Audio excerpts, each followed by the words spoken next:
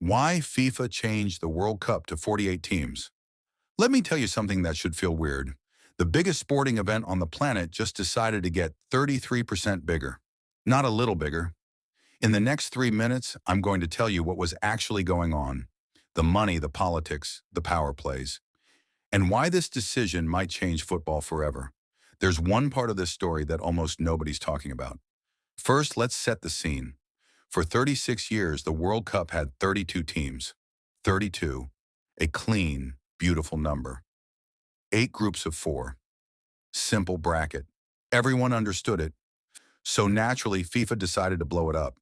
Starting in 2026, the World Cup will have 48 teams. A tournament so long it'll run for 39 days. That's longer than some people's summer holidays.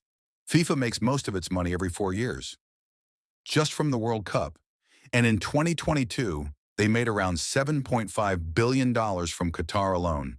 More teams means more games. More games means more TV deals. More TV deals means more zeros on a check that already has a lot of zeros. Going from 32 to 48 teams adds roughly 40 extra matches to the tournament. In theory, it's just expansion. In practice, it's a revenue machine. FIFA has 211 member associations. 211. That's more countries than are in the United Nations. The smaller football federations, from Asia, Africa, North and Central America, had been complaining for years that 32 spots wasn't enough. Africa, a continent with 54 countries, only got 5 guaranteed spots. 5 for 54 countries. And suddenly those federations are very happy with FIFA's leadership. You know the type. Give people a seat at the table, and they tend to stop asking uncomfortable questions. The 2026 World Cup is being hosted by 3 countries: the United States, Canada, and Mexico. 3 countries, across 16 cities. This has never happened before. A 48-team World Cup across 16 cities? Now, every host city feels important. This is what they call alignment of interests. Everyone wins, especially FIFA. One of the things that makes the World Cup special is the jeopardy. 3 group games. 1 bad result, and you're done. Think of every group stage drama you've ever watched. Every last-minute goal that kept a nation alive. With 48 teams, you move to 12 groups of 4. So in theory, you could lose twice and still qualify for the round of 16. Critics say this kills drama, that it lets mediocre teams survive, that it waters down the competition. But FIFA's counter-argument is simple. More countries means more fans emotionally invested.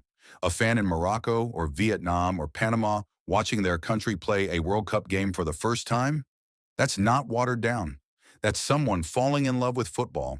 39 days. Extreme heat in some venues.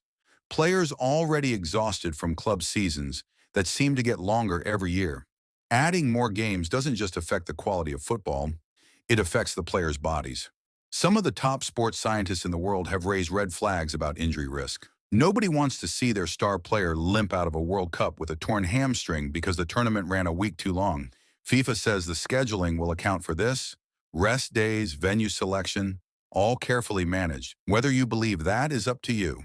FIFA changed the World Cup to 48 teams for 3 reasons: money, politics, and the unique opportunity that a 3-country host gave them to make it all work. It's not just an expansion. It's a restructuring of what the World Cup is and who it's for. More inclusion is genuinely good.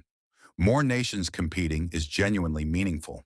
But it also happens to be extremely profitable. And those 2 things aren't mutually exclusive. If the 48-team World Cup produces 1 legendary underdog story, 1 tiny nation going deep, 1 moment that rewrites football history, will we remember the criticism? If you want more videos breaking down the stories behind the stories in football, subscribe. New one coming very soon. And trust me, you'll want to see it.